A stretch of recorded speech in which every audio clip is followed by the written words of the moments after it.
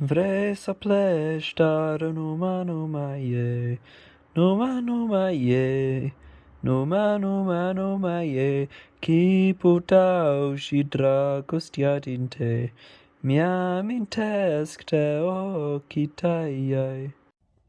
Hello everyone, Darth Vegan here from Stevenage, where I am about to attend the Labour East Regional Conference.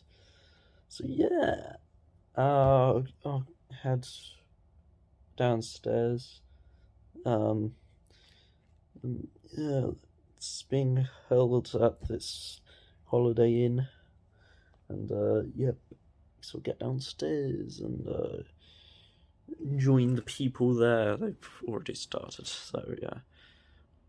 See you later. We've already saved in this year 1 million tonnes of CO2 right here in Stevenage, so we're well on the way to delivering that target.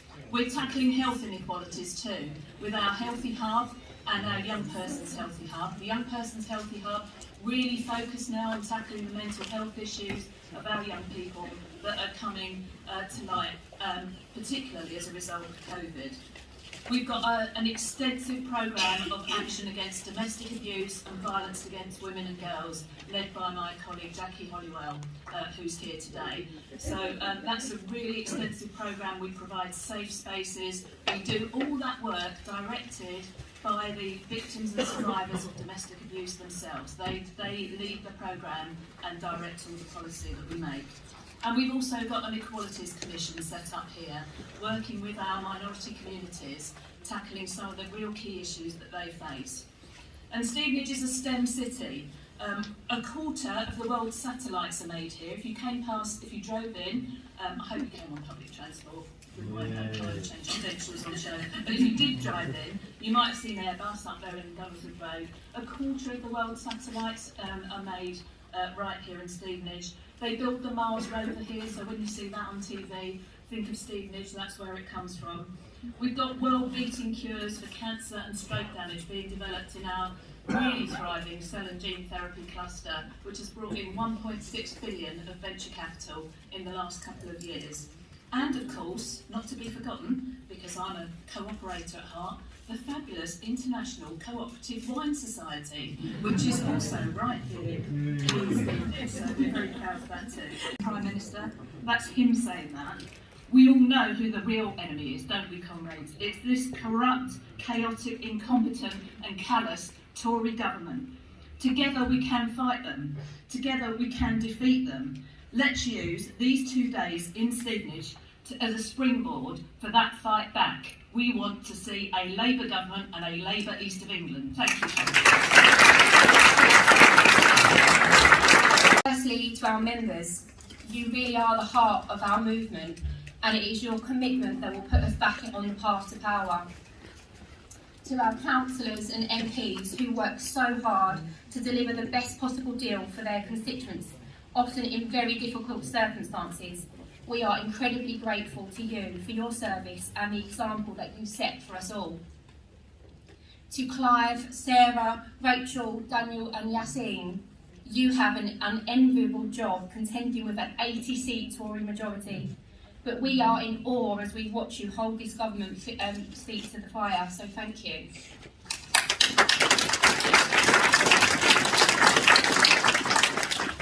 To our affiliates in Unite, GMB, Unison, CWU, USDOR, Community, FBU, ASLEF and the Co-op, we are blown away by not only your service to the Labour Party, but also the vigour which you represent your members. Thank you. We should have done, and it should be the priority of any government to put education first, because if you get education right, so much more becomes easier. And I know this better than most. I grew up in poverty myself, on a council estate in a single parent family. And one of the things that I reflect on when I look back on my childhood, and I used to think I was really unlucky. I mean, our council flat was a pretty grim place. It was not the sort of place that I would want to invite friends home from school to. And I used to grow up thinking we were really unlucky, even compared to other East End families on other estates. I thought we had it really hard. But then I meet kids in my constituency today growing up in the same conditions, and their experiences are so much worse because they don't have a council roof over their head. They're being pushed from pillar to post in temporary accommodation. They don't have the support network of family around that my mum had for juggling things like childcare, because they're often moved across towns, across cities, sometimes between cities, like the mum I worked with, who was a survivor of domestic violence and was moved from Ilford to Wolverhampton, away from her jobs, away from her support network. And look, I wouldn't be where I am today without great state education, and yet these kids don't get the chance to settle into class, to make friends, because they're not just uprooted from their homes, they're uprooted from their education as well. So I'm afraid it's the same old Tory values in action, but things are so much worse now, it feels like, than even the 1980s. We've got 700,000 more children in poverty today than there were when the Conservatives came to power, and as a result of taking £20 a week out of the pockets of some of the most hard-pressed families in our country, that figure is set to rise even further. Don't believe them when they say there simply isn't the money. The universal credit uplift costs £6 billion a year. That is half as much as Rishi Sunak gave away in the tax super deduction to 1% of businesses, including the likes of Amazon. So they can always find the money for super rich multinational corporations, but they can't find money for hungry children and hard-pressed parents. This is a question of values and it's a question of priorities. A fire and rehire, a genuine new deal for people in work, and safer streets than the appalling situation we have now, where insecurity, where violent crime has been going up year on year on year under the Conservatives. Not like that in other countries, but it has been in the UK. What would we do? We'd have more police on our streets, we'd have tougher sentences for those who particularly target women and girls in their violence, and we would make sure that hate crime against women is classified as hate crime, and that we end that appalling spectacle.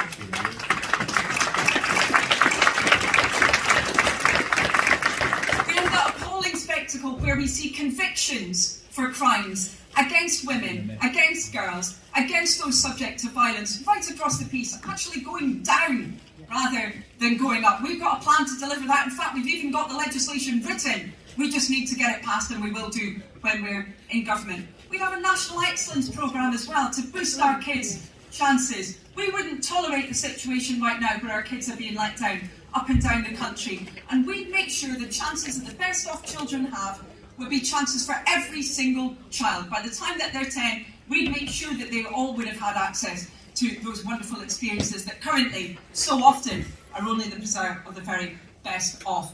We'd have the first ever government plan for mental health, so people would never have to wait more than a month for the treatment they so desperately need. A huge problem, I know, in this region as across the country. We have a new Race Equality Act, one which rectifies those problems identified by Baroness Doreen Lawrence. And of course, we'd invest to combat the climate crisis. We wouldn't be hypocritical like the Tories at the moment, who are saying that they'll have a new oil fields, they'll have a new coal mine, but not delivering the jobs that are needed in the green economy, those jobs of the future. We would invest in those jobs for the future, with £28 billion a year in climate-related investment for our country's green transition.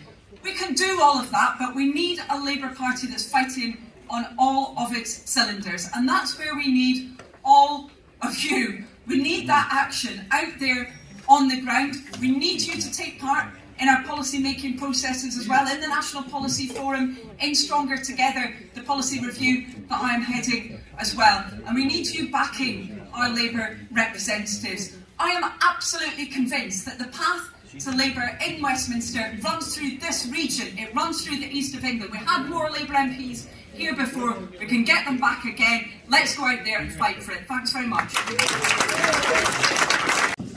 Ian Laidlaw-Dixon's talents and wisdom have been rightly recognised both inside and outside of the Labour Party. As a CLP chair in Hemel Hempstead, Ian provided guidance during the turbulence of the 1970s. From being a party agent to turning his hand to CLP treasurer, Ian's service to the party is second to none. His hard work as a local councillor led to him becoming group leader of Dacorum Council, a Hertfordshire County councillor and leader of the Hertfordshire Labour Group. Awarded an OBE for his services in 2010, Ian is an alderman, a former member of the police authority, school governor, and trustee on numerous community organisations, He's an asset to Hertfordshire and to the Labour Party in the East, and I am absolutely delighted to be awarding Ian Laidlaw-Dixon an Outstanding Contribution Award. If you could please come up. Okay, people, so I'm sitting down to lunch with, which I'm guessing is a curry? I'll just have a little bit here. Yeah, that's a curry. Just some sort of leaf and then some beetroots and then the pudding here with mixed fruit, lots of apple and melon and then some grapes and some pineapple and a nice vegan gluten-free chocolate cake. Yeah, so it's very nice. Yeah, so just finished the meeting with Annalise Dodds, you saw there. I don't know what's next, I can't remember, but yeah. Lockdown, there was a real gender divide in terms of the practice of working from home in office environments, and it was seen as something associated with women in the workplace who had children. And often women who went that route, it really affected their ability to go up the corporate ladder. But what a lot of men discovered in lockdown was that actually they could be really productive at home. And I don't know if other people have had this experience, but it did cause a real revolution in thinking in terms of working from home. I know personally I'm way more productive at home than I am in the office doing the job that I do. But of course the practice and the opportunity and the freedom to work from home does allow people in all sorts of situations to be able to work more effectively and to be able to manage their care responsibilities. The other point I do want to make though is about, sometimes it's the perception, if you are a woman of childbearing age and you go for an interview, you never know the decisions that are made at by interview panels, but there is a need to level up the maternity and paternity and family leave, and so that men and women can share it equally, and I think that's really, really important. Under the Tories, that the local authority cuts meant that many of the things that prevented people getting unwell were lost, that we've seen the near end of Sure Start and that family intervention, which I know Labour local authorities try very much to keep hold of, but it's really hard for them to do that given the level of cuts. And things like ending the requirement for physical activity for kids in our schools has had a terrible effect on young people's, never mind their physical well-being, on their mental well-being. And as a result, we've now got 1.5 million people waiting for mental health treatment in this country. CAMHS, I mean, literally all of those people who raise their hand to say that they're a local counsellor will know how hard it is when you're trying to get children and young people support from the mental health services that are supposed to be there for them. A huge proportion of them get turned away every year. And so you ask yourself, in this situation, which I'm sure others will talk about, where the COVID pandemic has laid bare the kind of unwell population that we have, what have the Tories got to offer us? So we had the budget and the comprehensive spending review on the 27th of October. What was it they had to offer us? Firstly, a massive tax hike. So we're all going to pay more national insurance. And what are they going to spend the money on? Well, they're going to put a lot of money into the NHS to deal with waiting lists, so they say. Which, you know, I'm not going to complain about money to get people off waiting lists. But there's a massive problem there, because if we don't invest in the things that prevent ill health, we'll be forever paying for the costs of failure. Now, the Department for Culture, Media and Sport, it has a tiny budget. It's about £2.5 billion. That's about 1% of the social security budget. So you sometimes think, well, what can we really do? But actually, I weigh that amount of money against the importance of positive activity, of culture and of sport and of enjoyment of life that I heard from those people during the lockdown. And I think, actually, a small amount of investment can do a massive amount of good. So in talking to colleagues, with Bridget, with Wes Streeting, we've tried to think about how can we make this commitment to preventative public services real. And that's why Keir Starmer announced at Labour Party conference that we will require the Treasury by law to weigh every pound, not just for the economic good that it can do, but by the good it will do for public well-being. Okay, people, so,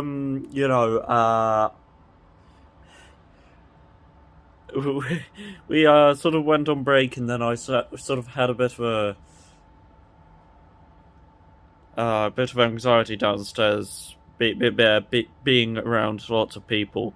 So I decided to come upstairs, and I've been here for a little while. And, no, that didn't really help. I did just start crying hysterics. And I reckon... Look, I also started taking these supplements because on Thursday when I was sort of experiencing a bit of pains, I thought I was deficient in B12, but yeah, no, I don't think so. It could just because one of the side effects is anxiety. So, I don't think I think I need to see a doctor. I've been, texting Mum about it, and yeah. So, I suppose catch you later. I'm about to go downstairs again. See how I go on. Okay. Isn't happy with it. There are alternatives to natural gas. One is to make methane from rubbish and sewage and similar things, and that is being done now near Sheffield. The other big gas alternative is to use hydrogen, to make hydrogen from green electricity and feed a gas that is 50% hydrogen. Now, funnily enough, the gas industry knows how to handle 50% hydrogen because that is the composition of coal gas. So, what would have to be done is to make that gas, convert boilers, but it would work, and the gas industry would have a lot of work out of that, and it would be a very big thing for the gas industry indeed. And it's a lot better than heat pumps that don't work properly. Thank you. Event hours across the sector. Conference, we know that local communities want to have a vibrant high street at the heart of our towns and city centres. Please support the motion and let's get to work to save our high streets. Tim Barrett, 16.2%, Eileen Davidson, 19%, Elaine McDonald, 8.8%, Shahid Nadeem, 8.8%, Jan Plummer, 6%, Jackie Riley, 16.2%, Colin Ricks, withdrawn, Chris Vince, 19%, Lorcan Whitehead, 6%. Therefore, Tim Barrett, Eileen Davidson, Jackie Kelly and Chris Vince are elected. Hertfordshire CLP reps, 3 places, at least 2 of whom must be female. Jill Gibbs, 31.1%, Laura Griffiths, 31.1%, Jackie Hollywell, 31.1%, Selena Norgrove, 6.8%. Therefore, Jill Gibbs, Laura Griffiths and Jackie Hollywell are elected. Okay, people, so I'm sitting down to a little tea break before the gala dinner, which is 6 o'clock now. I think it's at 7:30. Maybe it's 7 o'clock. But yeah, just having a little tea break. And there's a thing there for a USB. Got to bring my charger, so I went out and bought one last night from Asda. And then, yeah, it's a USB one, and I don't have a USB port in my hotel room, so I took my phone downstairs last night. Yeah. So anyway, you know what? At the vote for the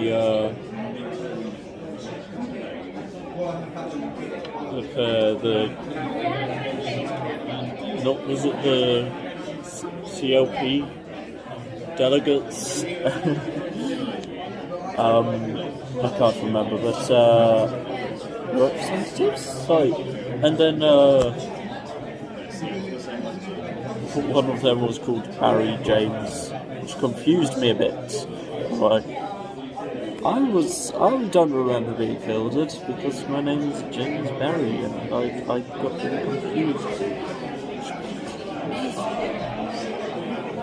But yeah, it's fine. No, it was Barry James who got fielded.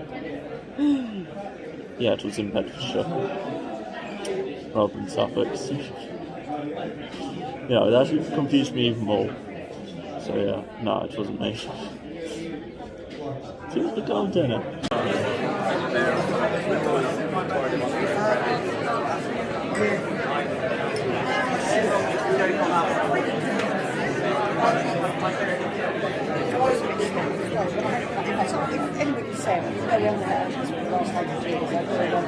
There's a lot of people have to understand and believe that we can fix the problems that they face in their lives. But with the 5 MPs you've got in the Eastern region, with people like Rosanna, I tell you, we have got people who will make a difference to the country, but not only that, will make a difference to the way politics is done. And I think that's really important, actually. I don't think I'm not going to say too much more because I need Rosanna to say it, but I can say this. And one of the things that is really good, and you've got Holly here as a brilliant regional director, and all the other staff, I don't know all their names, so apart from Holly, I'm not going to mention them because I'll miss somebody out. But all the regional staff, as well as Holly, have done a brilliant job organising this over the weekend. But what the point I wanted to make in singling out Holly and Rosanna and Rachel who are here, but all the other women who are here, do you know the people, just watch the people who are really holding, supported by men, you know, older men like me as well, but if you look at the charge that's being led, much of it is by women. And I think that is of great credit to the Labour Party, that we have strong women standing up, demanding change, arguing for change, pointing out that you can have a family and still be involved in politics, that you can actually be a woman and fight for the right things, you can be a woman and campaign in your factory or your workplace or wherever. Heads. Heads.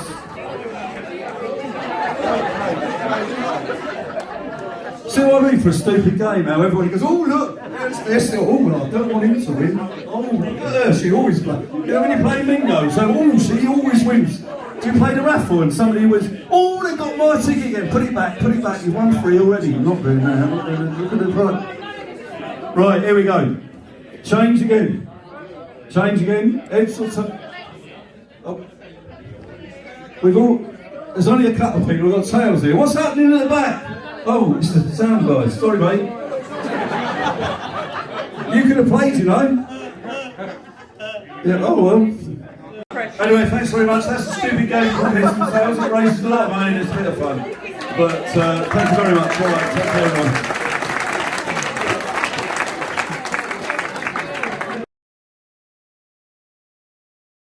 To what Rosanna Allen-Khan brings to the Labour Party.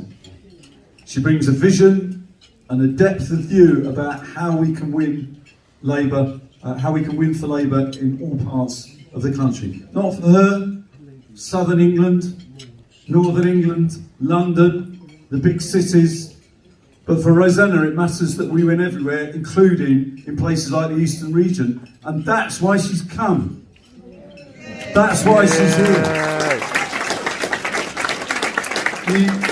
And I just think that it's a real tribute to you as an individual. And can I just say this as an important political point? Each and every... What Rosanna has done, and she's, lots of colleagues are like this. What is particularly important that we've seen over the last few days, without integrity, you've got nothing. Thank you for all that you do, for the spirit that you bring, for every single campaigner, every single councillor. The work that you've done to bring people together has been second to none, so thank you, and it is an honour to be here. Now, for those of you that don't know me, I'm not much of a talker. No, that's rubbish. But I am the Member of Parliament for Tooting, elected in 2016 in a by-election when Sadiq Khan. Thank you. And I know that others in this room were knocking on doors, and it's brilliant to see so many friends. Jeremy, Kevin, all of you, it's brilliant. And I can't see all the way to the back, which is testament to what a great night this is.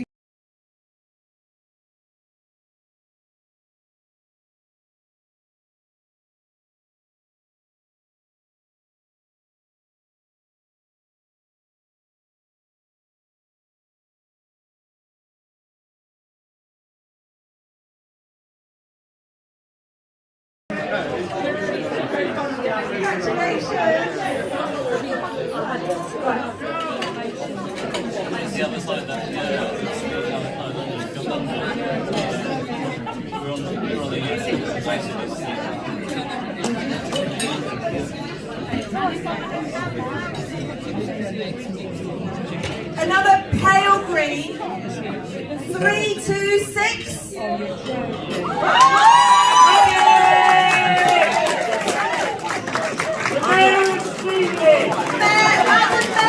A beautiful sequin. The winner.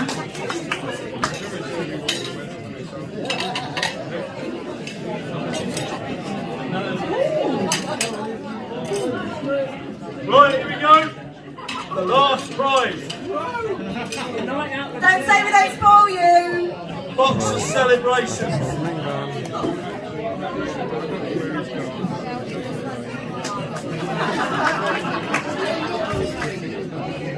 Okay, pale green again. Number 461. 461. Green 461. Hey! Okay, people, so I'm back in my hotel room, settling down for the night, and